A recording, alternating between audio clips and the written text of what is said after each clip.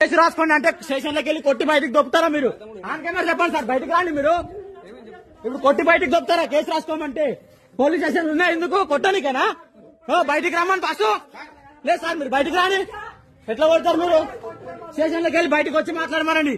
గల్ల బట్టి దొబ్బుతారా? ఇప్పుడు కొడతారా? ఏం సార్, ఏంది మాట్లాడకు? స్టేషన్ లో సీసీ కెమెరాలు లేవా? తీయండి. స్టేషన్ లో సీసీ కెమెరాలు లేవా? తీయండి. ఎట్లా కొడతారు మీరు? కంప్లైంట్ చేయడానికి వచ్చిన వాళ్ళని కొడతారా?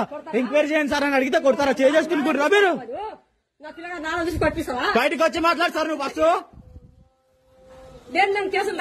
చెప్పండి సమాధానము. ఇది రేపటి లోపు అన్ని న్యూస్ ఛానల్లో చూపించి మీ పైన ఎస్ఐ సార్ పైన కంప్లైంట్ ఇప్పించి చెప్పదు చూడండి. మీరు స్టేషన్ కి కంప్లైంట్ పెట్టుకోని కానీ మాట్లాడాలి. దూరం జరుగు, నువ్వు దూరం ఉండి మాట్లాడేమున్నావు?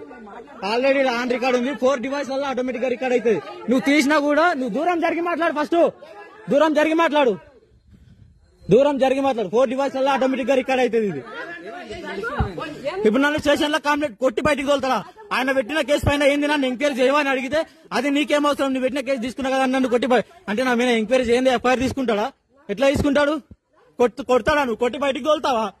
బయటికి వెళ్ళి మాట్లాడు. నువ్వు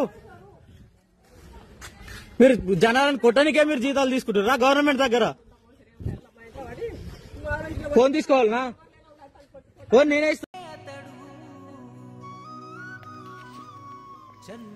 ఆయన పలకరింపు ఓ ప్రేమ, ఆయన చిరునవ్వు ఓ ధైర్యం, ఆయన మాటే భరోసా. ప్రజల పక్షాన నిలబడే తత్వమున్న మా రాజన్న గారికి జన్మదిన శుభాకాంక్షలు. ఆయన ఇలాంటి జన్మదిన వేడుకలు మరెన్నో జరుపుకోవాలని మనసారా కోరుకుంటూ కొర్ర శంకర్ నాయక్, 27వ వార్డు కౌన్సిలర్, దుండిగల్ మున్సిపాలిటీ.